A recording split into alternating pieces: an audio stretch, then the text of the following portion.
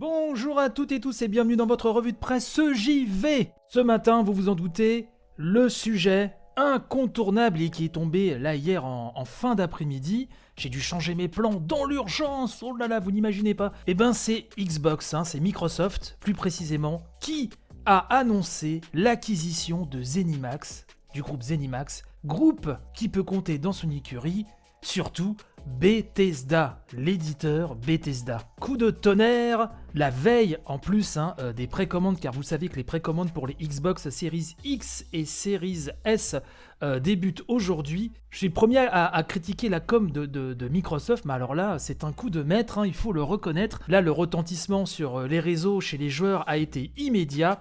Ça a été annoncé, il y a un communiqué officiel de Phil Spencer, le big boss de la maison Xbox, qui nous dit donc: les talentueuses équipes de Bethesda et leurs franchises cultes rejoignent Xbox. Les créateurs multi-récompensés de The Elder Scrolls, Fallout, Wolfenstein, Doom, Dishonored, Quake, Starfield, c'est le prochain gros jeu de Bethesda, et bien d'autres franchises rejoignent la team Xbox. Alors, et bien d'autres franchises, ENT, oui, parce qu'ils ont marqué et bien d'autres franchises ENT rejoignent donc après la team Xbox. Donc, comme étonnant qu'une faute comme ça soit passée. Bref, donc aujourd'hui est un jour très particulier, nous dit-il, puisque nous accueillons au sein de Xbox certains des studios les plus talentueux de l'industrie. Nous sommes très heureux de vous annoncer que Microsoft a conclu un accord afin de réaliser l'acquisition de ZeniMax Media, groupe hébergeant Bethesda Softworks. Alors l'annonce a fait grand bruit, effectivement, donc tout le communiqué, je vous mettrai le lien bien sûr dans la description de cette émission. La grosse news en fait c'est déjà ce rachat, mais coup-ci, les futurs jeux Bethesda seront disponibles Day One sur le Game Pass. Donc là l'offre Game Pass s'étoffe encore à nouveau d'un allié de choix, et comme je vous le disais, la veille des précos, c'est vrai que pour ceux qui sont très très fans de la maison Bethesda et de ses franchises, c'est un argument choc. Ce que nous précise Numérama d'ailleurs, qui nous dit qu'en récupérant donc Bethesda, Microsoft met la main, je cite, sur une foule de licences très appréciées par les joueurs. Ça lui permet d'agrandir d'un seul coup son catalogue d'exclusivité à venir. Alors d'exclusivité, attention, là c'est un petit peu trop tôt.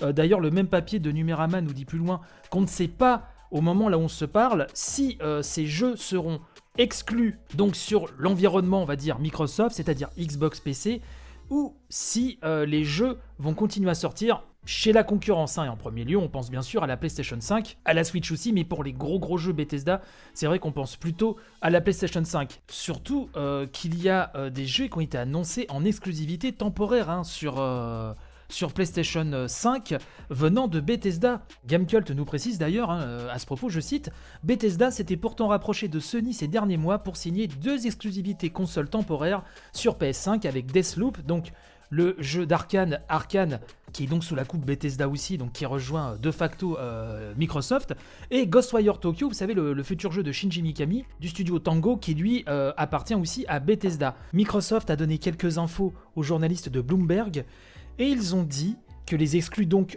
consoles PS5, exclus temporaires, je le rappelle encore, de Deathloop et de Ghostwire Tokyo, seront bien, donc cet exclu sera respecté, mais par contre, ils ont également précisé que les futures productions des studios Bethesda sortiront sur Xbox et PC et éventuellement sur d'autres consoles au cas par cas. Et c'est ce au cas par cas, à mon avis, qui va faire naître beaucoup de débats. Et autre information importante, c'est le coût historique, 7,5 milliards de dollars. Voilà donc ce qu'a coûté ce rachat. On se retrouve au Bethesda, donc c'est un record, en tout cas c'est le plus gros investissement de Microsoft pour sa section Xbox, donc un jeu vidéo. C'est un rachat qui fera date, dont on se rappellera, et vraiment c'est très intéressant de voir comment cette com s'articule. On va voir comment Sony va gérer cette annonce dans les jours et les semaines à venir. Peut-être qu'au Tokyo Game Show, le Tokyo Game Show totalement démat commence cette semaine. On va voir un petit peu comment ça va se goupiller. Alors du côté de Bethesda, on a communiqué que ça ne changerait rien, qu'au contraire ça allait améliorer la situation, qu'ils continueront de travailler comme avant, que ça ne changera pas leur plan, leur licence, etc. Et qu'ils voient ça plutôt comme une opportunité pour aller encore vers des sommets encore plus hauts, toujours plus loin, toujours plus haut. Vous connaissez la devise. Bon, les franchises PlayStation me parlent beaucoup plus que celles d'Xbox, donc une fois encore sur cette génération qui arrive, moi mon cœur penche bien sûr très largement du côté de la PlayStation 5. Vous le savez que moi mon duo de cœur à chaque fois c'est une PlayStation et une console Nintendo. C'est vraiment les deux constructeurs de consoles vraiment actuels qui sont chers à mon cœur. Mais j'ai toujours mis un point d'honneur dans cette émission, même en critiquant la com de Microsoft que je trouve on va dire à 80% vraiment nébuleuse et maladroite.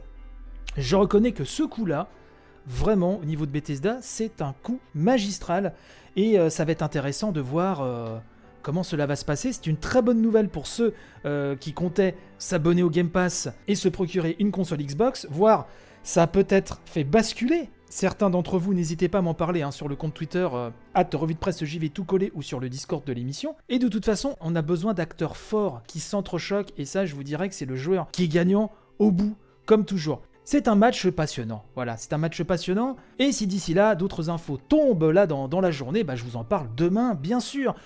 Je vous remercie de m'avoir écouté à nouveau ce matin. N'hésitez pas à partager un maximum ce podcast de la mûre. Vous le savez que je suis dispo. L'émission est dispo sur toutes les applis de podcast, mais aussi sur YouTube et sur Instagram tous les jours. Et oui, je suis partout, c'est comme ça, vous pouvez pas me louper. Je vous fais donc de gros bécos à travers mon masque, bien sûr. Et je vous dis donc à tantôt, c'est-à-dire à demain, même heure, même flux. Allez, bye bye.